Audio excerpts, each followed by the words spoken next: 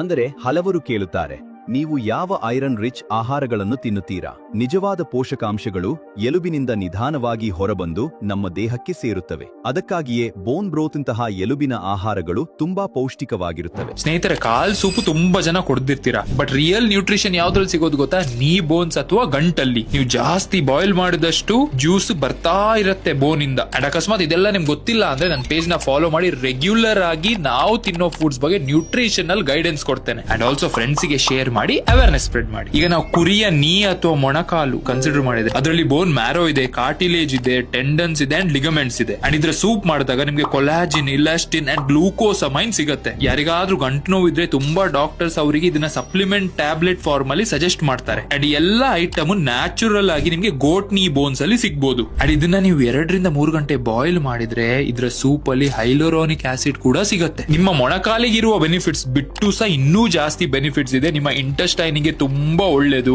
And also ನಿಮ್ಮ ಹೊಟ್ಟೆಲಿ ಇರುವ ಒಳ್ಳೆ ಬ್ಯಾಕ್ಟೀರಿಯಾ ಸಹ ತುಂಬಾ ಒಳ್ಳೇದು. ವಿಟಮಿನ್ ಮಿನರಲ್ಸ್ ಅಂತ ಕನ್ಸಿಡರ್ ಮಾಡಿದ್ರೆ vitamin A, vitamin B, vitamin K2, iron, zinc and aunty inflammatory proteins ಸಿಗತ್ತೆ. ಇದೆಲ್ಲ ನಿಮ್ಮ ಜಾಯಿಂಟ್ಸ್, ಮಸಲ್ ನ ರಿಕವರ್ ಮಾಡಿ ನಿಮ್ಗೆ ಒಳ್ಳೆ ನಿದ್ರೆ ಕೊಡ್ಲಿಕ್ಕೆ ಹೆಲ್ಪ್ ಮಾಡುತ್ತೆ. ನನ್ನ ರೆಕಮೆಂಡೇಶನ್ ಏನು ಅಂದ್ರೆ, ಬರೀ ಸೂಪಿಗಲ್ಲ, ನೀವು ಗ್ರೇವಿ ಮಾಡ್ತೀರಾ, ಮಟನ್ ಬಿರಿಯಾನಿ ಮಾಡ್ತೀರಾ, ಆಗ ಸಹ ಇದನ್ನ ಯೂಸ್ ಮಾಡ್ಕೊಳ್ಳಿ. ಇದು ನಿಮ್ಮ ಡಿಶ್ ಅನ್ನ ಟೇಸ್ಟಿನೂ ಮಾಡುತ್ತೆ ಅಂಡ್ ನಿಮ್ಗೆ ಒಳ್ಳೆ ಪ್ರೋಟೀನ್ ಹಾಗೂ ಮೈಕ್ರೋ ನ್ಯೂಟ್ರಿಯೆಂಟ್ಸ್ ಕೊಡುತ್ತೆ.